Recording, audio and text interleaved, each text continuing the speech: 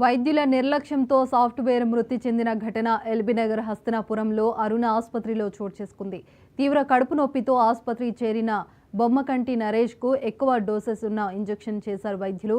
దీంతో వైద్యం వికటించి మృతి చెందారు నరేష్.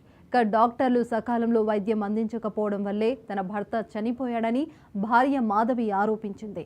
నరేష్ మృతికి కారణమైన హాస్పిటల్ యాజమాన్యంపై చర్యలు తీసుకోవాలంటూ రోడ్డుపై బైఠాయించి మృతిని బంధువులు ఆందోళన చేపట్టారు.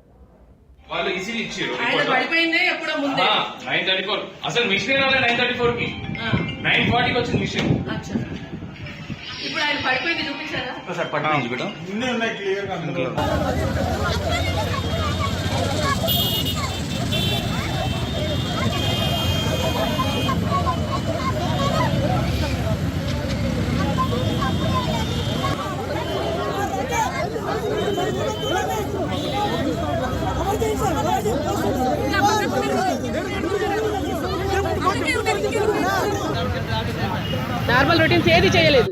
ఈవెన్ స్వెట్టింగ్ అని పేషెంట్ కంప్లైంట్ చేసిండు, అబ్డామినల్ పెయిన్ అన్నాడు, గ్యాస్ట్రిక్ పెయిన్, చెస్ట్ పెయిన్ అనేది వాళ్ళు అసలు ఏది కూడా ఎగ్జామినేషన్ చేయలేదు.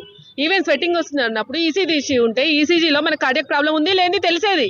ఈవెన్ జనరల్ గా ఉన్న రొటీన్స్ అయినా చేయాల్సింది కదా, బ్లడ్ టెస్ట్ అయినా పంపించాలి. ఇంత పెద్ద మల్టీ స్పెషాలిటీ అన్నప్పుడు అందరు ఉండాలి, కార్డియాలజిస్ట్ ఉండాలి, ఎవరైనా కానీ. మల్టీ స్పెషాలిటీ అన్నప్పుడు పీడియాట్రిషియన్ ఉంటారు, అందరు ఉంటారు.